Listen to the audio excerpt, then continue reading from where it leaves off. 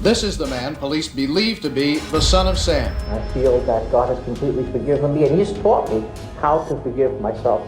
I'd be afraid. Of course I'd be afraid. He's a sick guy. He'd kill any time. The media kind of went on a frenzy, the newspapers, and there was things every day, and I had feared that that was going to happen. People will never forgive me. That's okay, but still my life goes on. New York City, summer 1977. A city of 8 million held hostage by one. At the age of 23, David Richard Berkowitz spent a year terrorizing New York City. From July 1976 through July 1977, he killed 6 people and wounded 7 others. For over a year, the murders kept coming. Always the same weapon, always the same pattern, or so they thought. Young women, couples, quiet streets, a flash, then blood. No witnesses, no fingerprints, no motive. The killer left letters, mocking, cryptic, laced with references to demons and blood. He called himself the Son of Sam. People stopped going to parks. Teenagers stopped sitting in cars. Women dyed their hair or cut it short, hoping not to fit the profile. Strangers were no longer just strangers. Every neighbor, every passerby became a suspect. The NYPD was overwhelmed. Hundreds of leads, no suspect. The press inflamed the panic, and the panic became part of the story. In a city already teetering from blackouts, financial collapse, and rising crime, this was the final fracture. The killer police are looking for is called the .44 caliber killer because of the weapon he has used. I'm afraid to go out in the car. I'm afraid to do anything. Never know where he's going to be. Do you feel personally threatened by the .44 caliber killer because you have long dark hair? Yes, I do.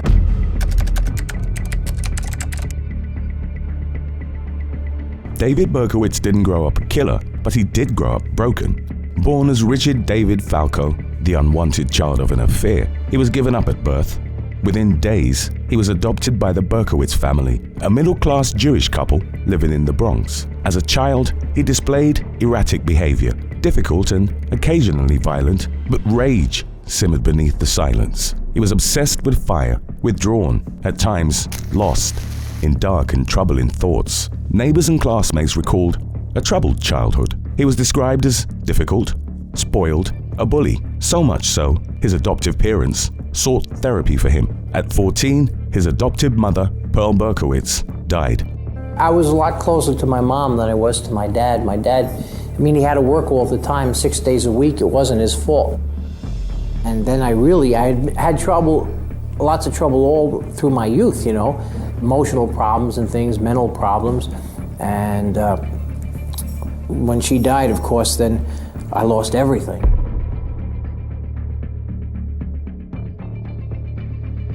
In 1971, he joined the army, stationed first at Fort Knox, then deployed to South Korea. Those who knew him said he came back changed, more distant, and seemingly more invested in fantasy than reality. Berkowitz later described this period as a turning point. He claimed it was during or after his time in Korea that the voices began.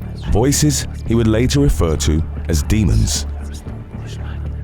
Back in New York, the darkness spread. He walked the streets at night, lighting fires, writing codes, obsessing over demons. He said a voice had entered his mind, cruel, commanding. This voice, he claimed, originated from the black Labrador belonging to his neighbor, Sam Carr. Neighbors heard him arguing with himself. His landlord reported symbols covering the walls, and somewhere in the silence of that Yonkers apartment, his plan began to form. By the summer of '76, David Berkowitz was no longer trying to quiet the voices. He was listening and taking notes.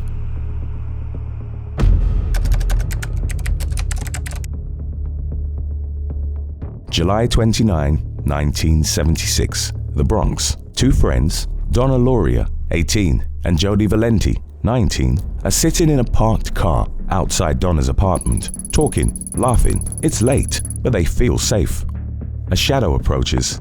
A gun is raised. Donna was hit once in the chest. She died instantly in the passenger seat. Jody was shot in the thigh. She survived. There were no fingerprints, no witnesses, no motive, just the caliber, .44, and the beginning of a nightmare. In the months that followed, the killings continued. Different boroughs, but always the same weapon, same timing, and the same victim pattern. Young people, often young friends or couples, alone, late at night, quiet streets. Christine Freund, 26, secretary, shot outside a Long Island Railroad station in Queens. Virginia Voskerichian, 20, Columbia student, gunned down on the sidewalk near her home. Valentina Suriani, 18, aspiring actress, shot with her boyfriend. In the Bronx, Alexander Esol, 20, tow truck operator, died beside Valentina. Stacy Moskowitz, 20, recent high school grad. I hope he suffers the rest of his life. I hope he eats his heart out with cancer. I would die to see this man punished. And I'd still give 10 years off my life to see that animal burn. At this particular moment, I'd lay down right now and die, just to see him. For 5 minutes, to see him burn, and I'll lay down and die. Because he's nothing but an animal. And when people like that can control other people and let them wait all kinds of time. I mean, what happened to the Dillinger system? They didn't wait for him. They shot him in cold blood. And what makes him better than anybody else, any other criminal or animal, in mass murder?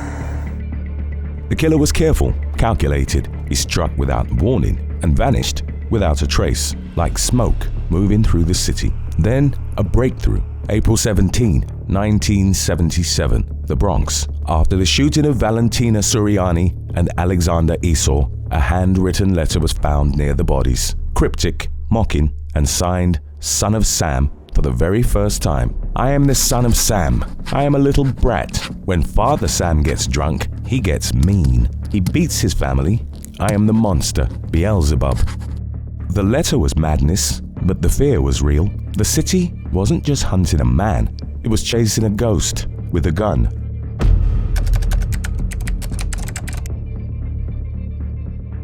By summer, the NYPD had mobilized 200 officers in what became known as the Son of Sam Task Force, but they still had no genuine suspects. Investigators chased hundreds of leads, psychics, profilers, mediums. Nothing worked because David Berkowitz was hiding in plain sight, a loner in Yonkers, postal worker, quiet, invisible. Inside his apartment, chaos. Walls scribbled with madness, journals, satanic scrawlings, and chaos. Across New York, panic took hold. I'm not going out tomorrow night, not through the weekend. Catch a Friday. I was supposed to go to a party Friday night and I'm not going. How come?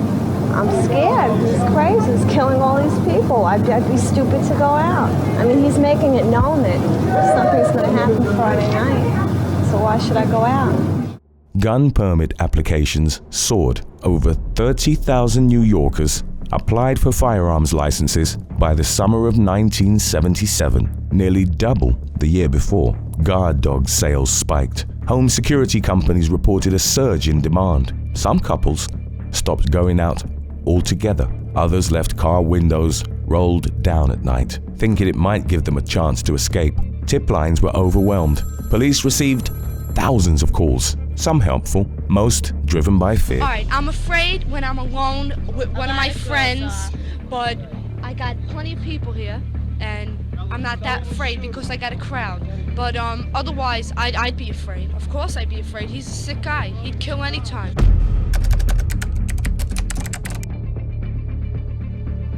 July 31st, 1977, Brooklyn, the night of the final attack. Stacy Moskowitz and Robert Violente were shot while sitting in their car in Brooklyn. But this time, someone saw something. While walking her dog near the scene of the Moskowitz-Violente shooting, local resident Casilia Davis noticed something unusual. A patrol officer ticketing a car parked by a fire hydrant, and then a young man emerging from the shadows. He stared at her, studying her with what looked like a dark object in his hand. Uneasy, Davis hurried home. Moments later, gunshots rang out behind her. Officer Michael Cataneo was one of the first to arrive on the scene. The two victims were still alive, slumped in the front seat. Violante's face was covered in blood, blinded, as he kept repeating, "Where's Stacy? How is she?" Cataneo later recalled cradling Stacy in his arms, trying to comfort her, not knowing it would be her last moments. Casilia Davis the local resident who had been walking her dog that night, remained silent about what she had seen for 4 days. But when she finally came forward, her tip led investigators to check every vehicle ticketed in the area that night. Only a few parking tickets had been issued nearby. One of them led detectives to a postal worker in Yonkers, David Berkowitz. They watched his apartment, waited. That silly parking violation cracked the case wide open. Inside the vehicle, officers spotted the barrel of a revolver. The cops chose to wait until Berkowitz left his apartment to avoid any potential violent confrontation within the narrow confines of his apartment corridor. Eventually, Berkowitz stepped out, and once he was in his car, the officers swooped in, one pointing his gun next to Berkowitz's head, with another cop aiming in from the passenger window. The gun in his car turned out to be the same caliber that was used in every attack, a Charter Arms Bulldog 44. The police lab says its tests indicate this was the gun used in the most recent Son of Sam slaying. Alongside it, detailed maps and the final unsent letter addressed to the inspector of the Son of Sam task force. The arrest brought the shootings to an end, but it also raised unsettling questions. Was David Berkowitz truly acting alone, or was he merely the face of something far more sinister, something others didn't want exposed? People of the city of New York can rest easy this morning because of the fact that the police have captured a man whom they believe to be the Son of Sam.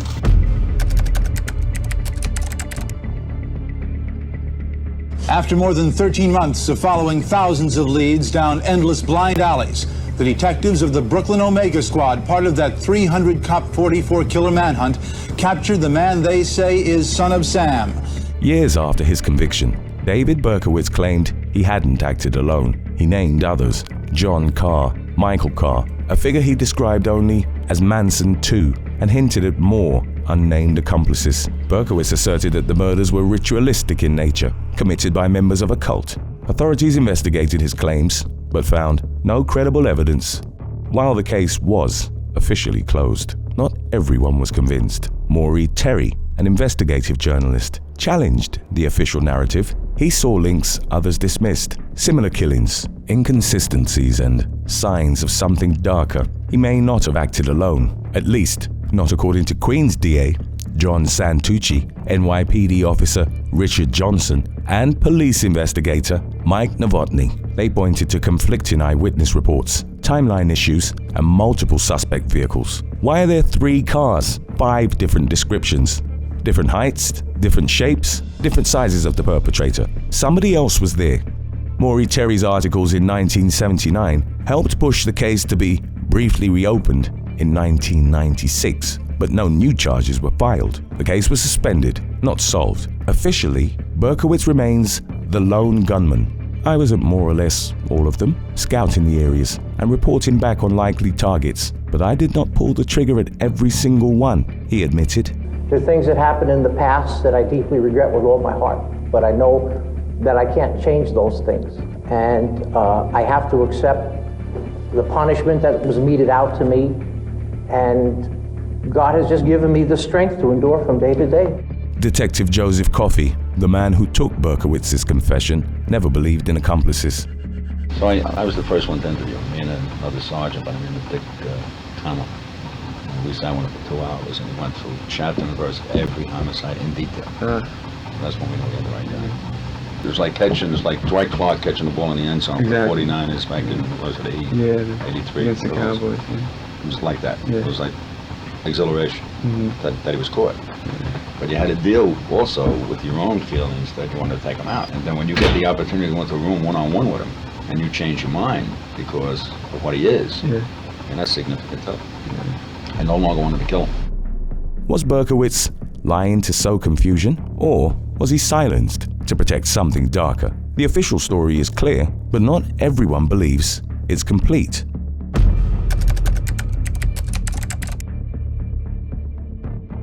Today, David Berkowitz calls himself the Son of Hope. He says he's been born again, that he prays for his victims, that God gave him peace. It's in the Bible that God, in the Old Testament and the New, that God forgive sins for those who come to him through faith in Christ, and I did that, and I feel that God has completely forgiven me, and he's taught me how to forgive myself. You know, he's allowed my mind to be healed. It's been a long process. I've been a believer now in Jesus for 12 years. Behind bars, he's found faith, or claims to. He refuses parole, says he deserves his sentence. Some see a changed man, others a manipulator in a new disguise. Stacy Moskowitz's mother, that was your last victim, said, "Show me one person that goes away from murder who doesn't turn to religion. It's sick," she said, that people do that. Is it redemption or reinvention? Can a man like Berkowitz truly change? Or is this just the final chapter in a long performance? In 1977, New York passed the Son of Sam law, stopping killers from selling their stories. Officials feared that media attention could inspire future crimes, elevating killers to celebrity status.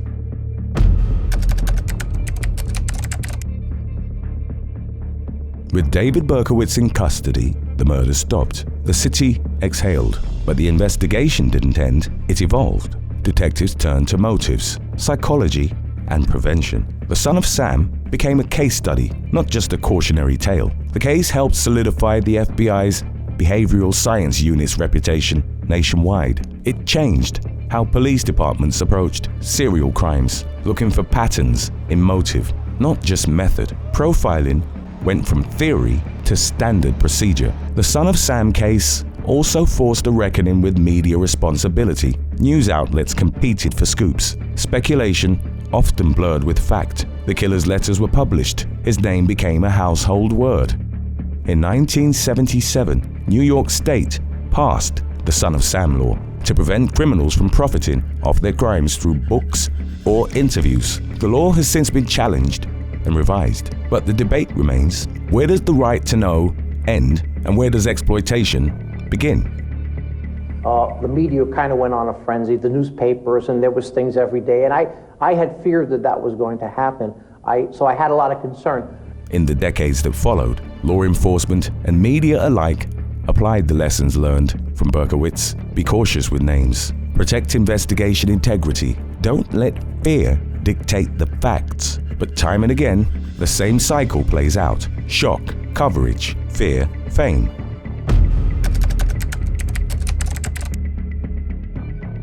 David Berkowitz is behind bars, but the questions he left behind still linger. How much of this was one man's madness, and how much was a city unraveling under fear, frenzy, and the spotlight? And when the next name surfaces, when the next story takes hold, will it be covered any differently? I committed serious crimes. I deserve to be in prison for the rest of my life. I recognize that. I know that people will never forgive me. That's okay. That's normal, you know. But still, my life goes on.